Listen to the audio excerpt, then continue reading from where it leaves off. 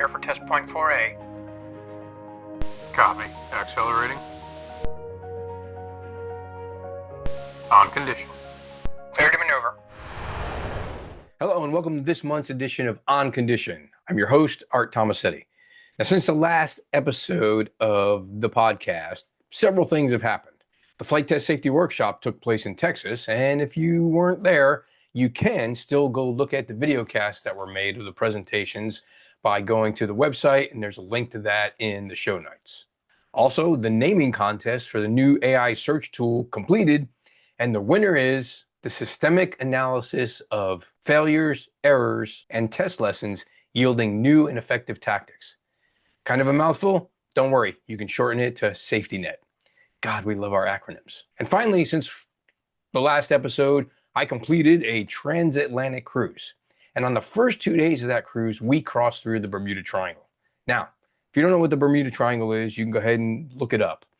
But basically, it was a region in the Atlantic Ocean where weird stuff happened and things disappeared.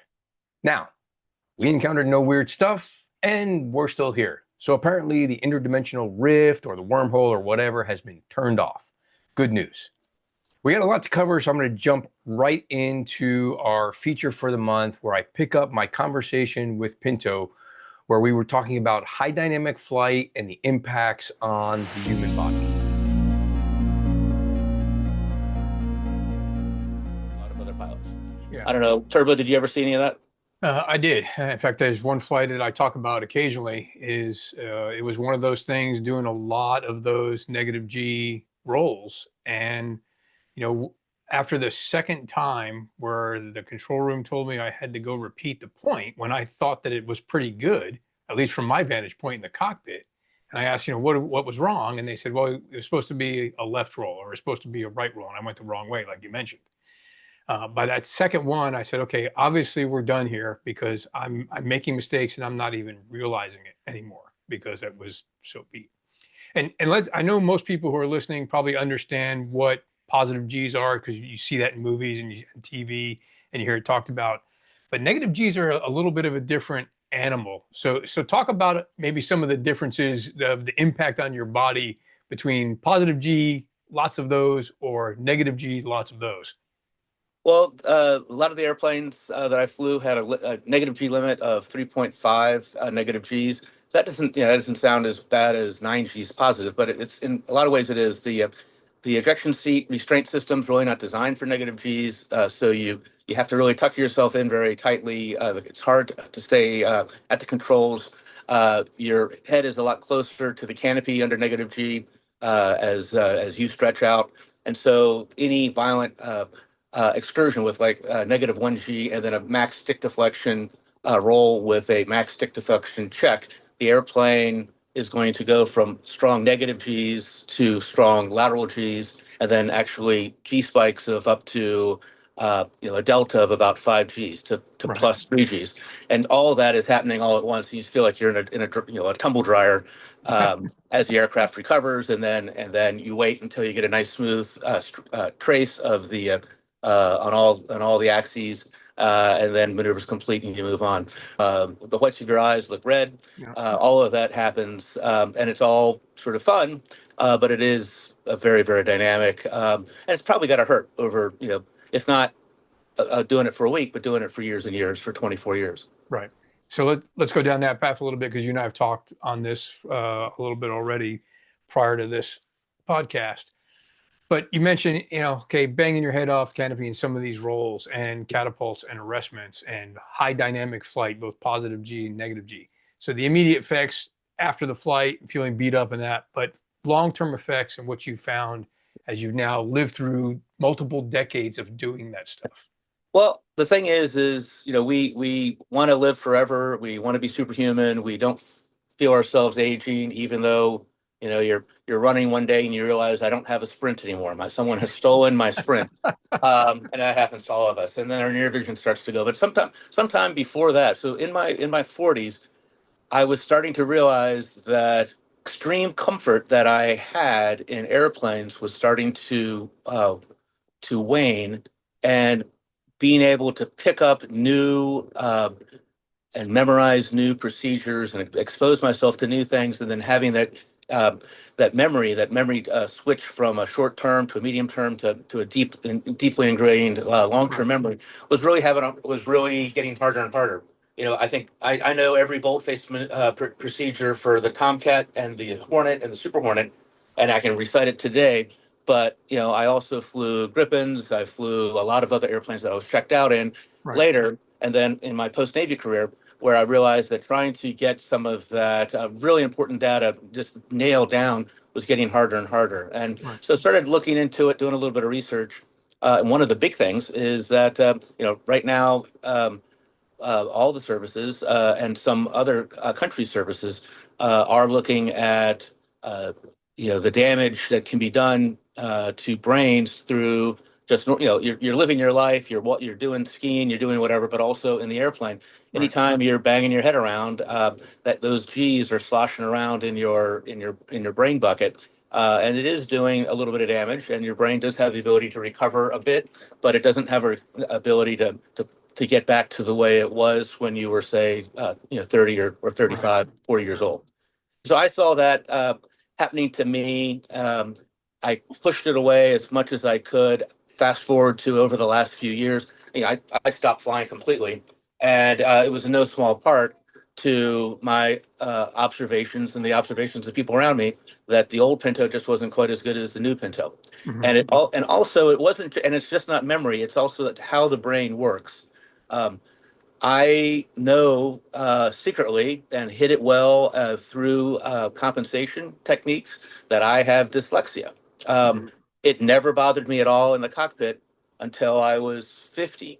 And my techniques of compensation to avoid the dyslexia when I was 30, 40, 45 started to fail. And because my brain wasn't the cog and it's actually, I have I think it's a visual memory deficit. Okay. So the ability to look at a test procedure on a card and then look at three of them and remember all three of them and do them and not have to reference that card 20 times. And I noticed that I was having to do that more and more, and it was becoming problematic, and it was becoming a safety issue. And so it just sort of, I think it goes into the next big step of, as we all go through our test careers, we see some people in the test business that you're like, wow, that guy's been doing it for a long time and he's really doing well. But then you also sometimes see that guy's been doing it for a really long time and he's not as good as he used to be. And it's pretty clear. And I didn't want to be one of those guys that people looked at.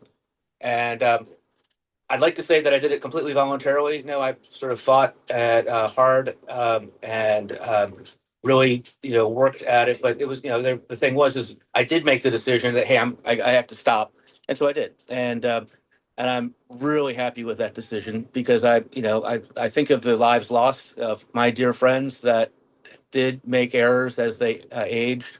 I've got some very dear friends that lost their lives in their 70s due to simple oversights that I just hate to see that that's happening in our industry. And I think it's important to bring it out in a forum like that. That hey, we at some point we all sort of got to do the hard thing. Not some of us don't have to do it until they're 80, but some of us, like me, had to do it in our late 50s. Yeah, and I think you hit on a great point, right? It's everybody's different, and some people can keep going and still be as good as they were on day one, and other people, it not. I think the challenge is being able to recognize it yourself, not have someone else tell you, right? That's the harder part when someone else has to tell you, because that's hard, right? In a lot of these organizations we're talking about, that senior person isn't usually getting told by others to stop doing something or you're not good enough, right? It's a hard thing to do in the organizational dynamic. Being able to recognize yourself that it's time to say, hey, I think I'm done, that's tough. Not everybody has the ability to do that. For me, I think what I found was I was fortunate, and like I got the opportunity late in my career to change airplanes. I went from a Harrier guy, then I went to test pilot school, and I was flying the F-18, and then the Prowler, and then the X-35 and the F-35. All of those where I went through the fairly standard, old guy, senior guy, formal process of training for those airplanes. It wasn't like a qual-eval with test pilot school where, hey, just enough to go do this one flight and then you're done and then come back and write a report. This was, you're going to go fly this airplane either operationally, you're going to go fly this airplane in test, or you're going to fly this airplane as an instructor. So you're going through the formal training. And I think all of those reflows through formal training helped brush away some of the complacency that was starting to form in whatever airplane I was flying at the time. And by the time I was, in my second year of flying the F-35, I realized that, hey, I'm starting to rely a lot on, I'll call it monkey skills. The things where, hey, my hands are doing the right thing, but I'm not thinking through that process. And in the days where I was on my game and I would say, hey, I'm out ahead of the airplane most of the time, I was starting to find out that, hey, most of the time I'm just with the airplane. And every now and then I'm getting behind the airplane, and realize that that's not a good place to be. Like you mentioned, it's an unforgiving profession. Airplanes don't tolerate mistakes very well. And again, being able to recognize that, hey, maybe it's time to do something else, like host a podcast or start a YouTube channel or something like that. Exactly. Well, and the other is, it's not only um, self-recognition, but it also, you realize that we don't want to ever fail. So we work, most of us, as we see that there's some lapses, and you're just not quite as good as you used to be. It just means I'm just going to pedal harder, and that's what I found myself doing. And it also sort of depends on what job you find yourself in as we age. If we're flying the same airplane, or even a first flight, one of the most interesting things, I think, is you think about all the guys that are chief test pilots at a company, and they have this new aircraft that was their baby, and they're ready to go, and they're going to get the first flight. And you would initially say, well, is that really wise? Well, it probably is, because that's their whole life is Right. practice. It's sims. It's you're in PA1 the entire flight, and it's a 30-minute flight, and your experience in dealing with the unexpected is still as good as it ever was. You've got more time, dealing with things, so you're probably dealing with that all right. But if you're trying to jump like I did into a fleet of 10 different aircraft, flying, and each aircraft, well, there was 5 different types of airplanes. It was all the airplanes that my employer owned, but we also, since we had merged with other companies, all the 7.5s and 7.6s. Right. There were various versions of them, with different hydraulic systems, and some of them were designed for ETOPS and some weren't.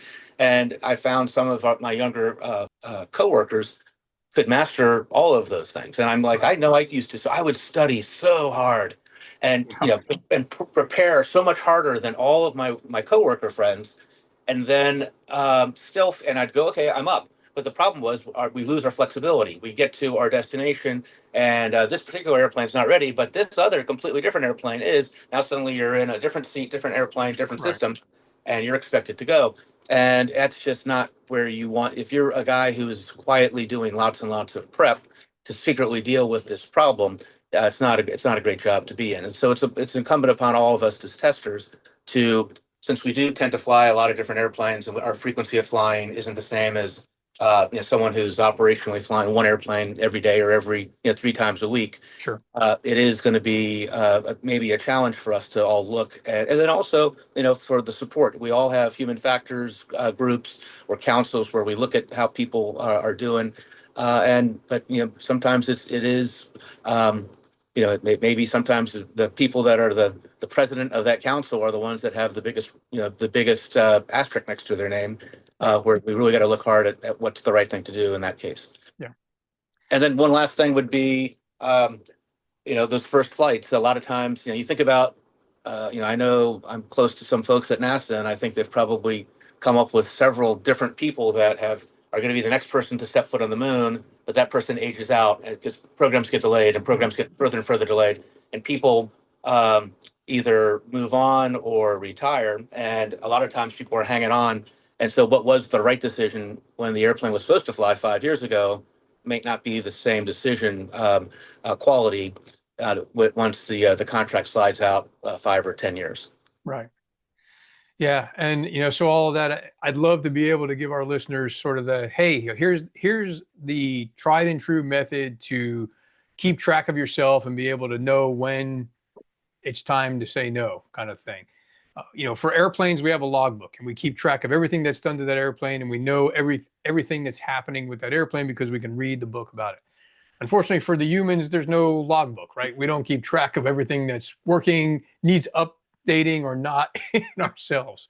So I don't know that there is anything other than, sort of being honest with yourself and taking an honest self-evaluation every now and again, and maybe recognizing when you do make mistakes, doing that a little bit of, detailed analysis of, so why did that happen? And then start to realize that when you see those causal factors, that maybe you need to consider what the ramifications of that are.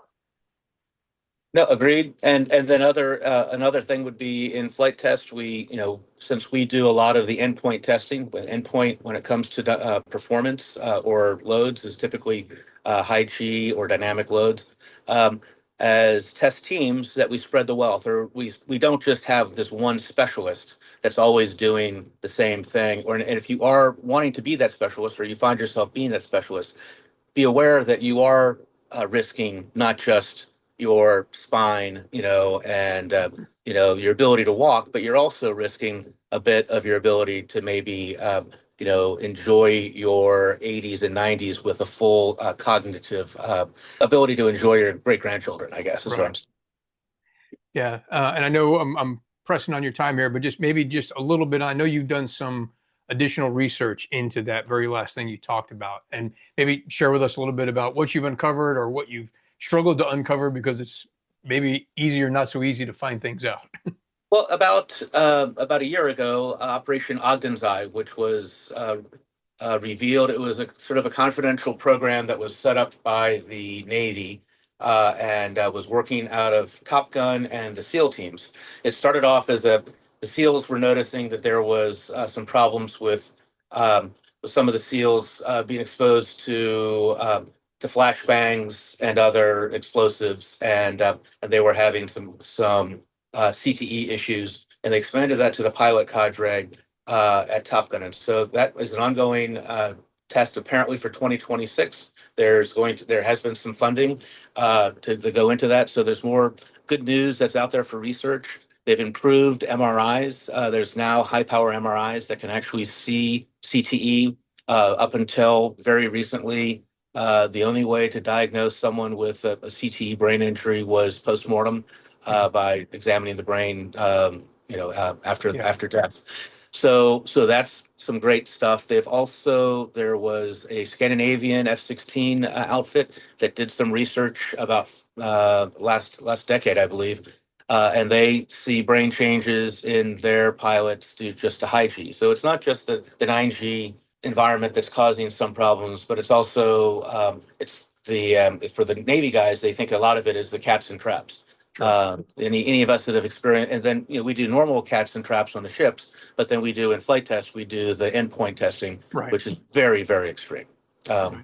And I can only look to the right. I try to twist my head to the neck. I can't. And that was my last Tomcat trap at Pax River, back in 2025. Max sync 31.2 feet per second was my vertical Wow. velocity, about 28 miles an hour, and that was a good point. That's exactly what engineers were looking for. Yes. It hurt. Yeah, I can imagine. All right, Pinto. Hey, I really appreciate the time and your willingness to share some of sort of personal stuff decisions you made and stuff that's happened to you Yeah. along the way. So if I ask everybody before we close out, if you had to leave like one pearl of wisdom to either the next generation of flight testers, people out there flying in general, or anybody who may be listening, what would be Pinto's pearl of wisdom to share with our listeners? I think my pearl of wisdom is I would not change anything about my Navy career. I had a blast. I loved being the negative G out of control flight test pilot Yeah. that I was. But just know what you're getting into. If I had known, I would have enjoyed it maybe more, or maybe I would have tried to not just go out on my own and rage around and just do it for fun, but just do it only when I needed to. Right. And that's my big takeaway is just knowing that we only have we don't live forever, and we just have to be cognizant of what the good Lord gave us and treat it with a little bit of caution and care sometimes. Yeah. So just like the airplanes have fatigue life counts, so do we as well, right? And you only get a certain number of those. Yeah, exactly. Unless you go into a major mod, right? Maybe someday we'll live long enough to get a major mod and see what happens. Exactly. Yeah, and that's probably going to happen too. New knees and hips. That's amazing. Exactly. Anyway, well, Turbo, I really appreciate the opportunity to talk to you today. All right, Pinto. Thanks again, my friend. We'll talk to you soon. Cheers. I want to thank Pinto for taking the time to talk with us today and share some of his experience and talk about some things that aren't necessarily the easiest things to talk about. Now, I did have a chance to catch up with him in person. He spent the night at the house as he was driving cross country. And while he was here, we had the opportunity to make a little video for a squadron mate of ours who was getting ready to go up on the Artemis II mission, just to let them know that we were honing our skills to be ready to jump in and save the day if needed when they return to Earth. That'll wrap us for this month. Until next time, be smart, be safe, and be ready to be on condition. On Condition is brought to you by Time to Climb. Motivate your team to succeed, accelerate toward your goals, and elevate to a higher level of performance. On the web at www.time2climb.com.